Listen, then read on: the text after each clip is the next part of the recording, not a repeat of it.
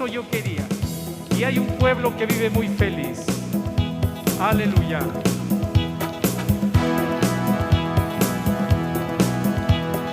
Gozo, gozo, gozo yo quería, pero lo buscaba donde no lo había. Gozo, gozo, gozo yo quería, pero lo buscaba donde no lo había. Pero un día Cristo, el dador de la vida, me dio de ese gozo del que yo quería. Pero un día Cristo, el dador de la vida, me dio de ese gozo del que yo quería. Gozo, gozo, gozo yo quería, pero lo buscaba donde no lo había. Gozo, gozo, gozo yo quería, pero lo buscaba donde no lo había. Pero un día Cristo, el dador de la vida, me dio de este gozo del que yo quería.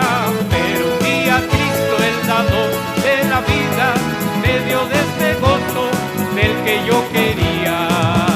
Hay un pueblo que vive muy feliz, muy feliz. Este pueblo es el pueblo de Dios. Hay un pueblo que vive muy feliz, muy feliz. Este pueblo es el pueblo de Dios. Este pueblo vive así porque un día conoció a Jesús el Salvador. Este pueblo vive así porque un día conoció a Jesús el Salvador. Hay un pueblo que vive muy feliz, muy feliz. Este pueblo es el pueblo de Dios. Hay un pueblo que vive muy feliz, muy feliz. Este pueblo es el pueblo de Dios. Este pueblo vive así porque un día conoció a Jesús el Salvador. Este pueblo vive así porque un día conoció a Jesús el Salvador. Este pueblo vive así porque un día conoció a Jesús el Salvador. Aleluya. Parece que íbamos en moto. No nos llevaban corriendo, íbamos en moto.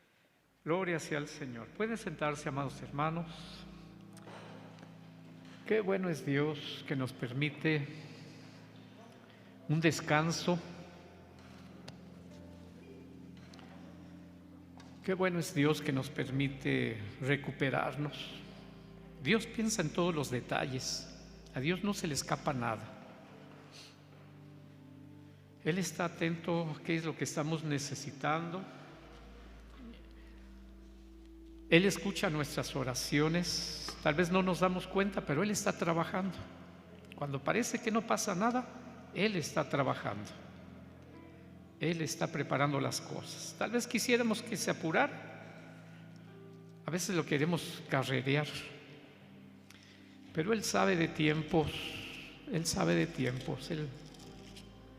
Si no le insistimos así como que, bueno, ¿qué pasa? ¿Dónde estás? ¿Por qué no me contestas? Si no mostramos ansiedad, Él en su momento se va a manifestar. Gloria sea al Señor.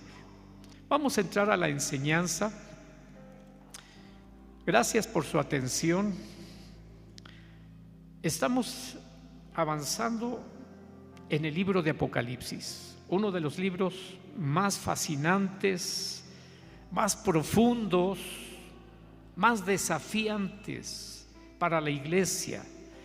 No cualquiera acaba de leer el Apocalipsis. Muchas veces lo empiezan a leer, pero ante tanta simbología ya no lo terminan, como que se quedan a medias. Pero es fascinante. Dios nos está permitiendo ir entendiendo algunos aspectos.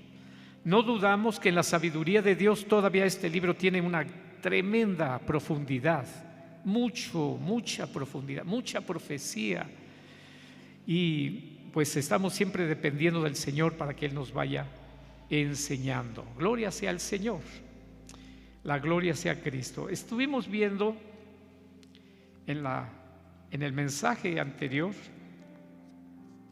estuvimos hablando sobre el capítulo 2. Hicimos un breve repaso del capítulo 1, pero alcanzamos a llegar al capítulo 2. El Señor Jesucristo se muestra ante su siervo Juan, y le está dando la revelación del futuro, como que recorre el velo, la cortina, y le está mostrando y le está explicando lo que va a venir. Hubiéramos querido que aquí se nos dijera la fecha, la hora, pero lo que hizo Jesús es darnos ciertas señales. Así como a veces vemos el cielo, qué bonito cielo hay el día de hoy, lleno de sol, está radiante, y pensamos de repente, parece como que la lluvia ya se terminó. Qué bueno, ya vamos a descansar de lluvia, aunque al rato nos puede dar una sorpresa todavía. Pero mientras leemos el cielo y a través de las nubes o lo radiante vamos sacando conclusiones, y el Señor nos da señales para que vayamos entendiendo el tiempo. Muchas cosas están pasando ahorita. La sociedad se está liberando más. Se habla de un nuevo orden, nuevos conceptos, como que la humanidad está queriendo forzar cambios sociales, morales, espirituales, económicos, culturales. Hay una revolución mundial, hay un insistir de querer hacer las cosas distintas. Así como se hacían antes, lo que pensábamos antes, se dice, eso ya no funciona, eso ya está por demás, hay que hacer algo nuevo. Y la gente está buscando cosas novedosas. Aunque las cosas novedosas que intentan no tienen sentido, son desgastantes, son una distorsión del modelo que Dios había establecido. El Señor Jesucristo le dice a su siervo, escríbele carta a estas iglesias, y le menciona 7 iglesias.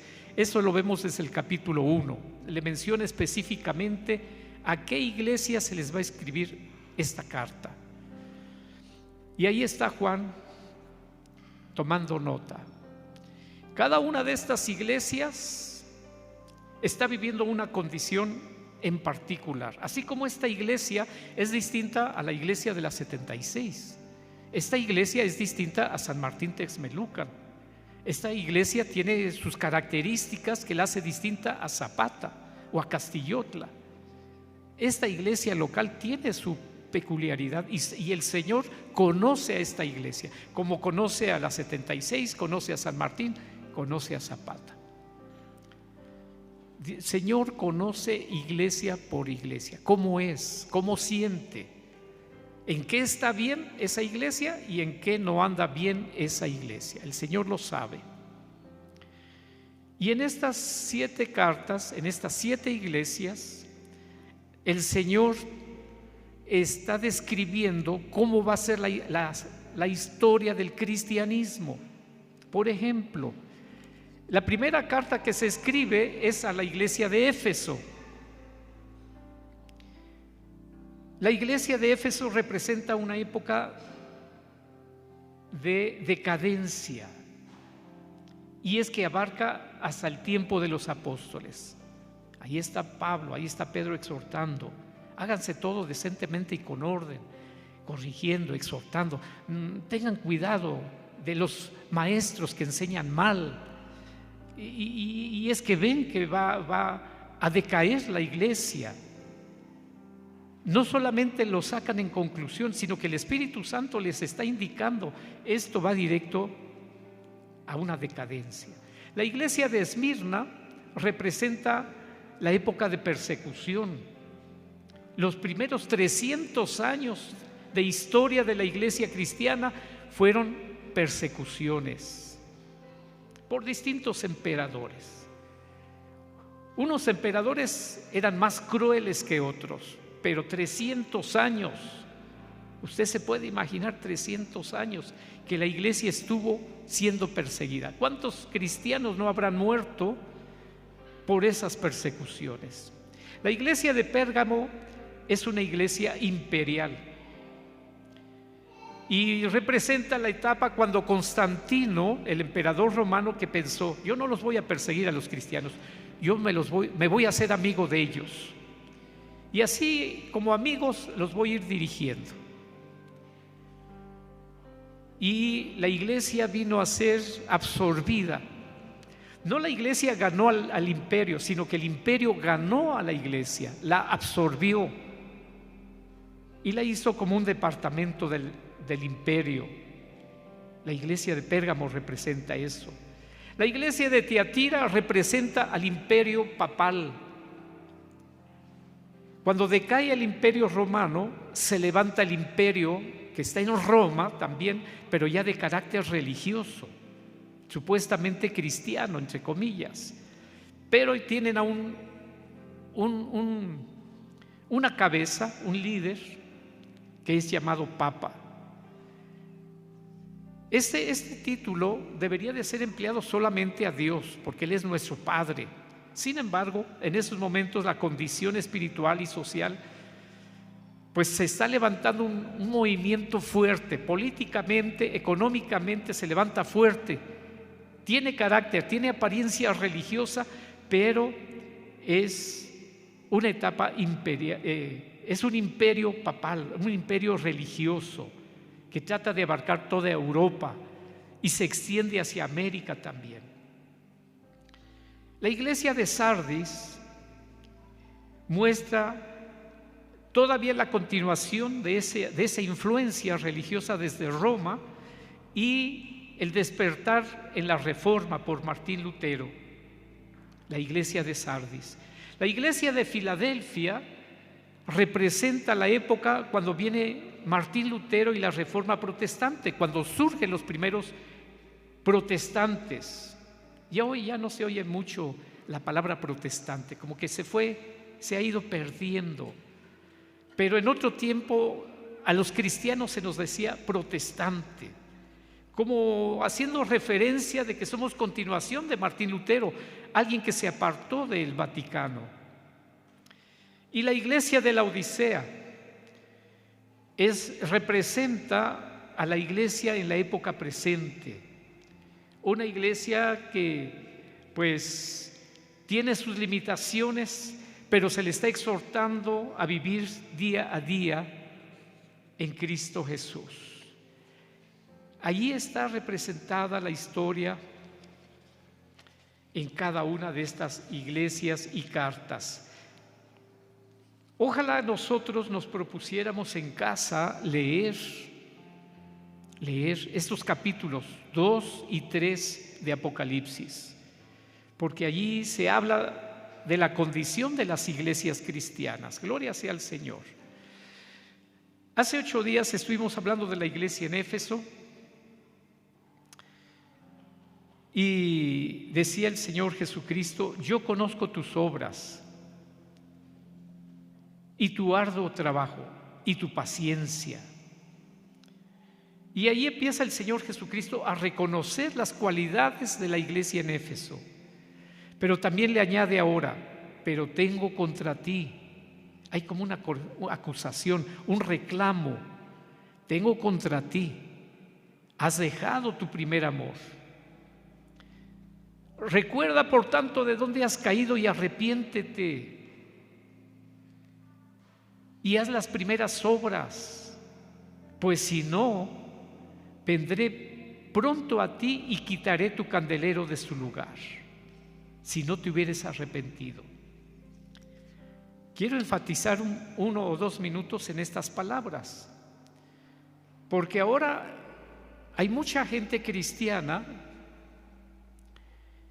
que cree, son sinceros, pero creen que una persona que es salva para siempre será salva, que la salvación no se pierde, Si ya Dios dispuso de que voy a ser salvo, ya nada me puede arrebatar esa salvación. Y en cierta manera suena razonable, pero la persona debe de cuidar la salvación porque la puede perder.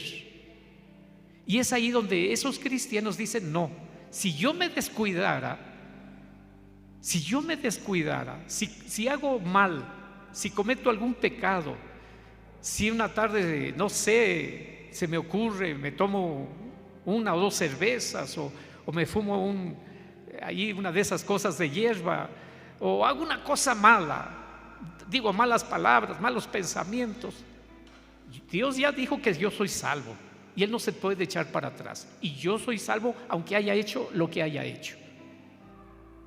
Pero aquí nos está diciendo, y este pasaje junto con otros pasajes nos está diciendo: recuerda por tanto de dónde has caído y arrepiéntete, haz las primeras obras, pues si no, vendré pronto a ti y quitaré tu candelero de su lugar si no te hubieres arrepentido. La exhortación de Jesús es que si yo he cometido algo ofensivo, algo pecaminoso, debo arrepentirme si me interesa la salvación. Debo de cuidar mi salvación, no hablar mal, no pensar mal, no actuar mal. No debo de hacer el mal si quiero la salvación. Gloria sea al Señor. Si yo me descuidara, vemos a un Samson que perdió, vemos a Ananías y Zafira en el libro de los Hechos, perdieron, vemos a Judas Iscariote, vemos a distintos personajes en la Biblia que tuvieron oportunidad de agradar a Dios, pero la perdieron, no se comportaron en la forma que Dios deseaba y perdieron la salvación. Entonces, respetamos a la persona que piensa que es salva para siempre. Pase lo que pase, será salva para siempre. La salvación es eterna, sí. La salvación es por gracia, sí. Pero debe de guardarse, debe de cuidarse, debe de valorarse la salvación. No comprometer nuestra salvación con lo que nos ofrezca el mundo. No hacerlo. Esaú, hermano de Jacob, perdió su primogenitura y después la quiso recuperar hasta con lágrimas, dice la Biblia, y no le fue concedido. Fue imprudente, fue olvidadizo, no valoró lo que recibía de parte de Dios y lo negoció mal. Entonces nosotros debemos de cuidar nuestra salvación para no perderla. Si la cuidamos, nada nos la puede quitar. ¿Qué nos apartará del amor de Cristo? Ni tribulación, ni hambre, ni desnudez, ni persecución, ni la muerte. Nada nos puede arrebatar la salvación si la estamos cuidando, si vivimos conforme a la palabra de Dios. ¿Pueden decir amén? Gloria sea al Señor. En el capítulo 2 se habló de los nicolaitas, una secta, un grupo que estaba dentro de la misma iglesia. Y vamos a ver un poquito aquí adelante, se va a volver a repetir ese grupo en otra de las iglesias. Vamos, abra su Biblia, por favor, Apocalipsis capítulo 2, y vamos a ver la carta a la iglesia en Esmirna. La carta que Jesús le dirigió a la iglesia en Esmirna. Todo esto está en el Asia Menor, que ahora se llama Turquía. Ese país o esa región se llama Turquía. Allí estaban estas iglesias. Dice la Biblia, así sentados en su lugar, por favor, dice Apocalipsis 2, del 8 al 11, dice: y escribe al ángel de la iglesia en Esmirna, el primero y el postrero, el que estuvo muerto y vivió, dice esto: yo conozco tus obras y tu tribulación y tu pobreza, pero tú eres rico, y la blasfemia de los que se dicen ser judíos y no lo son, sino sinagoga de Satanás. No temas en nada lo que has de padecer. He aquí el diablo echará a algunos de vosotros en la cárcel, para que seáis probados, y tendréis tribulación por 10 días. Sé fiel hasta la muerte, yo te daré la corona de la vida. El que tiene oído, oiga lo que el Espíritu dice a las iglesias. El que venciere no sufrirá daño de la segunda muerte. Hasta ahí es la carta a Esmirna. En cada carta el Señor Jesús se presenta, se identifica, y aquí lo hace, dice, escribe al ángel de la iglesia, o sea, el ángel es el pastor, escríbele esta carta dirigida al pastor, y aunque la va a recibir el pastor de la iglesia en Esmirna, pero la tiene que leer la comunidad, la iglesia local. El primero y el postrero, así se identifica Jesús. Él es el primero en esta creación y el postrero también, el que cerrará la historia de esta humanidad, el alfa y el omega, el que estuvo muerto y vivió. Les recuerda a la iglesia dos características: su eternidad, el primero y el postrero, el que está al inicio de los eventos y al final de los eventos, en la conclusión, y el que estuvo muerto por 3 días, pero se levantó y vive para siempre. Y enseguida ya viene el mensaje: yo conozco tus obras y tus tribulaciones y tu pobreza. 3 cosas: tus obras, tu tribulación y tu pobreza. El Señor conoce qué estamos haciendo para Él, cómo nos estamos llevando entre nosotros, como hermanos o como desconocidos.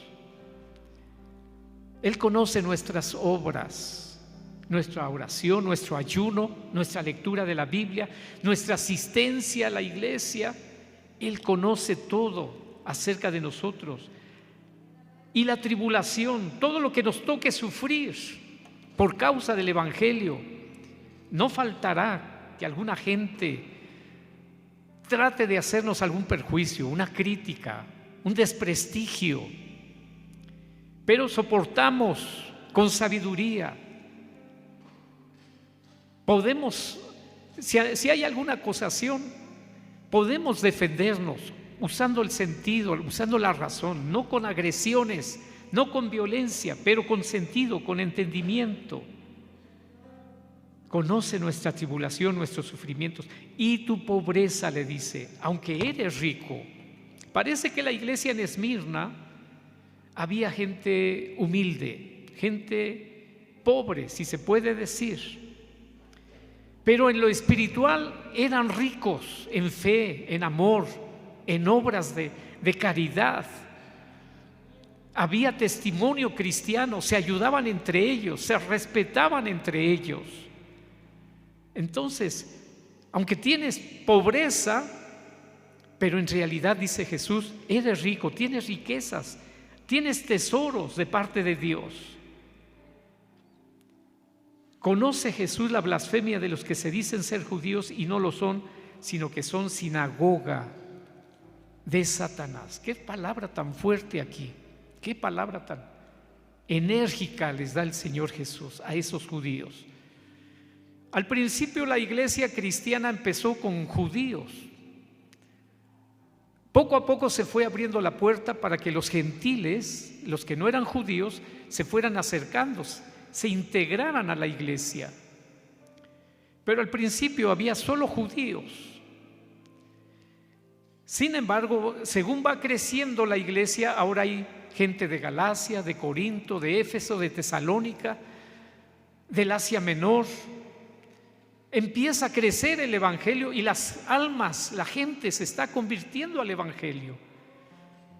Sin embargo, los judíos, cierto grupo, estaban enseñando que si querían ser salvos, tenían todavía que guardar la ley de Moisés y las fiestas y los rituales. Tenían que ser judíos si querían ser salvos.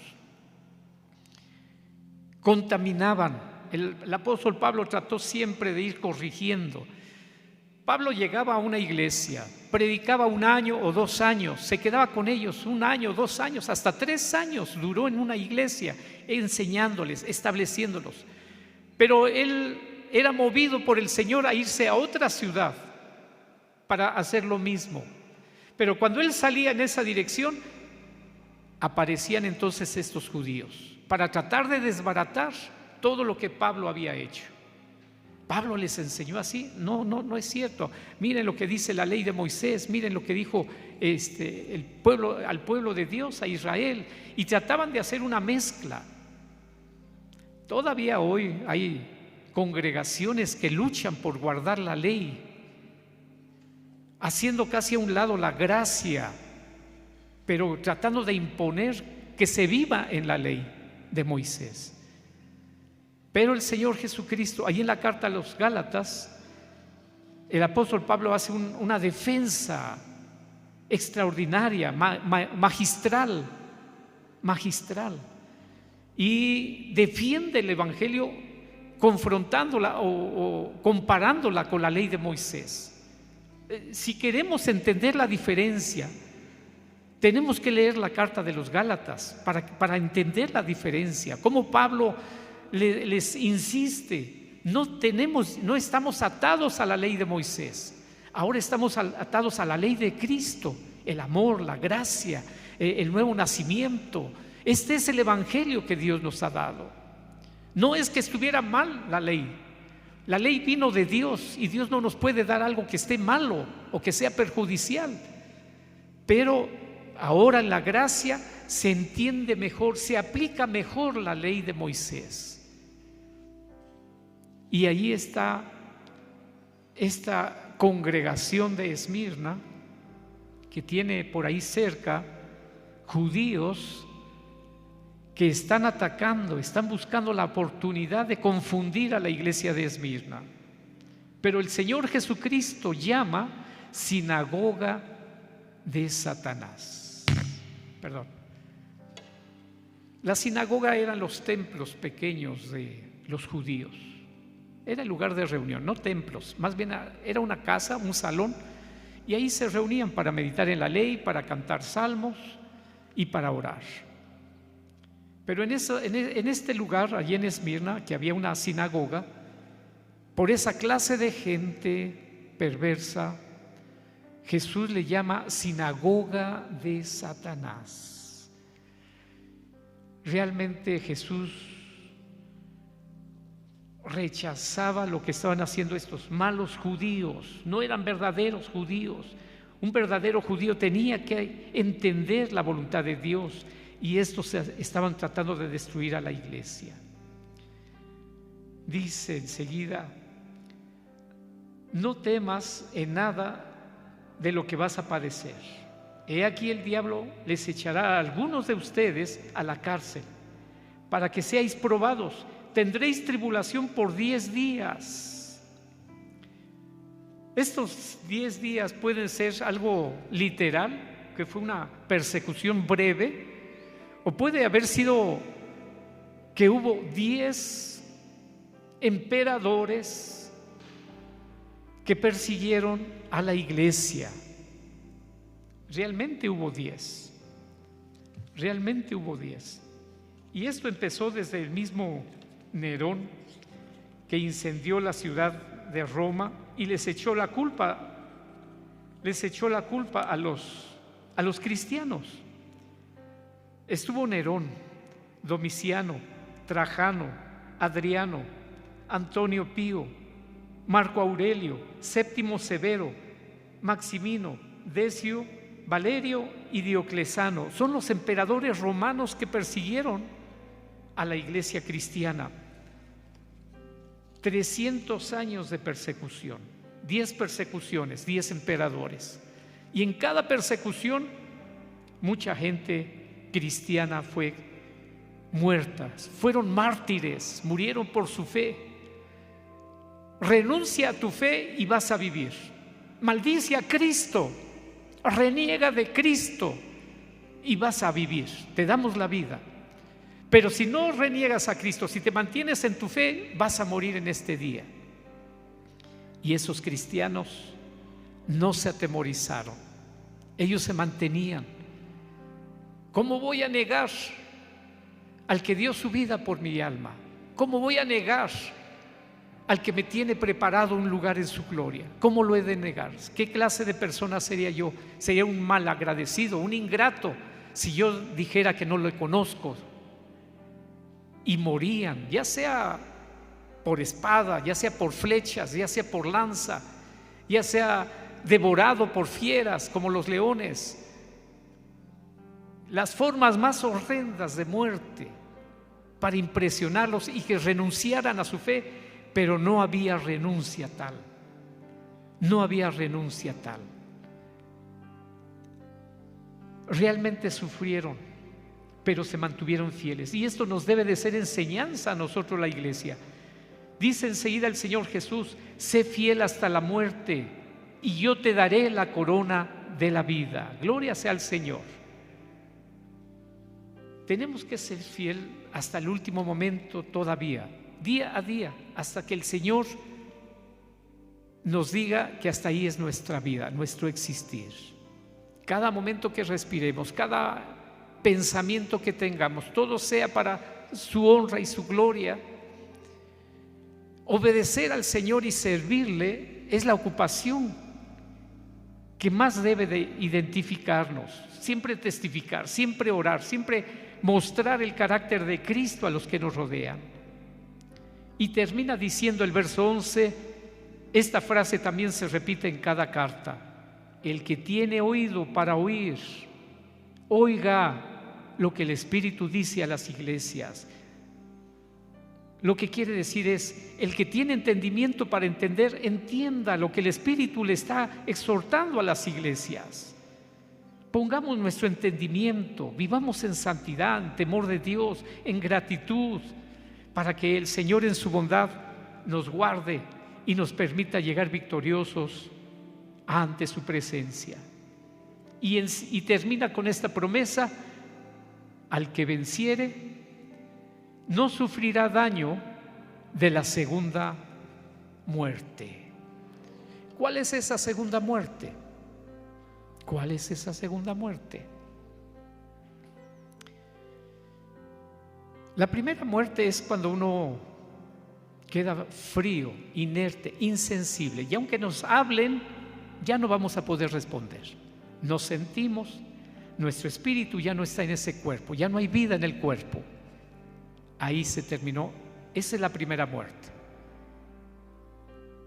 La segunda muerte es cuando todos esos muertos se levanten y se presenten delante de Dios, y los vivos que no hayan aceptado a Cristo, sino que los rechazaron, los que rechazaron el plan de salvación, muertos y vivos, cuando se presenten ante el Señor y se busque su nombre en el libro de la vida, y van a decir: no, ese nombre no aparece en el libro de la vida, quiere decir que no aceptaste a Cristo como Salvador. Y van a aparecer otros libros: aquí está tu nombre entre los mentirosos, los que se peleaban, los que hacían esto, los que hacían todo este destrozo hicieron en su vida, y van a ser lanzados en el lago de fuego y azufre. A eso se llama la segunda muerte, porque ya no habrá vida, no habrá ya oportunidad, no tendrán al autor de la vida, que es Dios, no lo tendrán ya más, sino que serán lanzados al olvido y al sufrimiento. No hay forma de escaparse, no hay forma de acelerar o de terminar la vida y terminar con ese sufrimiento. Algunas personas, por algunas circunstancias, llegan a la cárcel, y es tal su dolor, su frustración, que se quitan la vida ahí en la cárcel.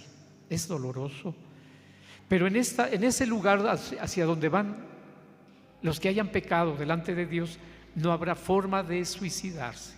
La muerte no estará para ellos. Eternamente en un sufrimiento,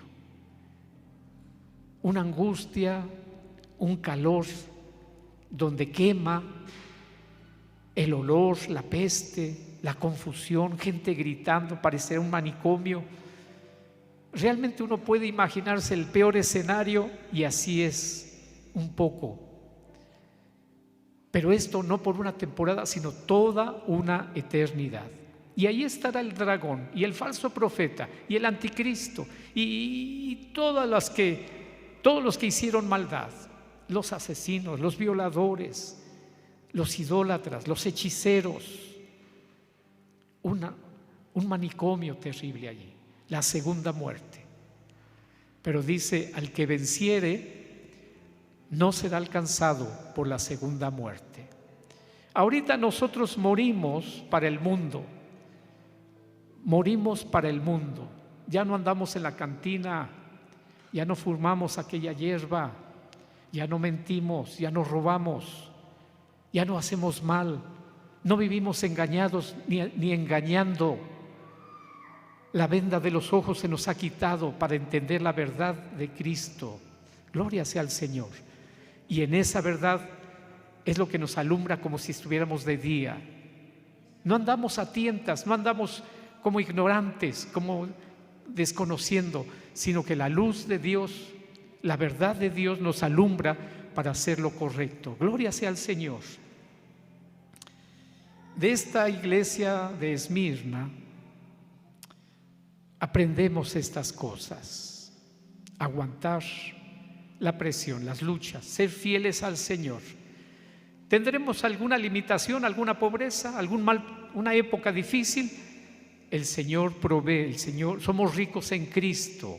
Gloria sea al Señor. A Dios sea la gloria. Vamos a hacer una oración. Vamos a hacer una oración para retener lo que tenemos, para disfrutar lo que somos en el Señor.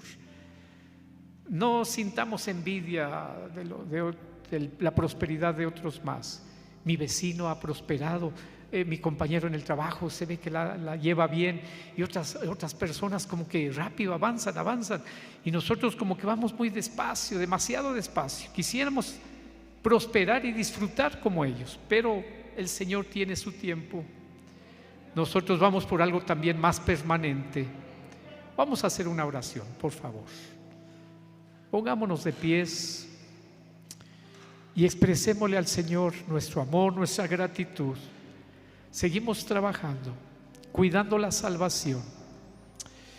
Amado Señor y Dios, te damos gracias por esta tu palabra. Señor, es un libro profundo y que tiene grandes verdades para nuestro tiempo. Esta pandemia y lo que está pasando en el mundo, Señor, tú lo habías anticipado y lo haces, Señor, nos avisas para que seamos entendidos y sabios, que no estemos, Señor, en la angustia, que no estemos en la frustración, que no terminemos, Señor, en la oscuridad o en el pecado. Señor, en el nombre de Jesucristo, tú nos has dado una salvación permanente, Señor. Tú nos has mostrado tu grande bondad, Padre. No te podemos ver, nuestros ojos no son dignos, Señor, de mirar tu rostro, de verte, Señor. Pero nuestra alma te siente a través de la palabra, a través de la oración, a través de tu Espíritu Santo. Sentimos, Señor, tu amor, tu presencia, y te damos la honra y la gloria. Vemos día a día que tú nos cuidas, nos acompañas, nos ayudas a entender, y te estamos agradecidos, amado Dios. Señor, bendice a la congregación, bendice al pueblo cristiano a través de esta ciudad, de este país. Ayuda a tu pueblo, Señor, para que estemos firmes, que no nos distraigamos en las cosas del mundo, sus pasatiempos, la sexualidad, el vicio, la idolatría, la violencia, tantas cosas, Padre, que atraen a la gente, la envuelven. Señor, ayúdanos para estar fieles y firmes delante de ti, cuidar nuestra salvación tan valiosa, tan preciada en el nombre de Jesús. Bendice a la iglesia local aquí, Señor, que podamos tener las cualidades de Esmirna y de Éfeso, que podamos tener, Señor, aciertos, crecimiento, madurez. Ayúdanos en el nombre de Jesús para estar orando y que siempre estemos, Señor, reflejando más y más el carácter de Cristo, que seamos a imagen y semejanza de Cristo Jesús. Ayúdanos en esta hora. Te damos gracias, Señor, por esta tu presencia, por esta tu palabra. Nos ponemos en tus manos, Señor, para vivir día a día de esta semana. En medio de esta pandemia, confiamos, adoramos tu nombre, nos fortalecemos por tu palabra y por tu grande bondad, Señor. Gracias te damos. Somos testigos de las cosas hermosas que haces y tenemos que testificarlo ante las gentes. En el nombre de Cristo, Señor, recibe toda alabanza y adoración. Aleluya. Amén y amén. Gloria sea al Señor.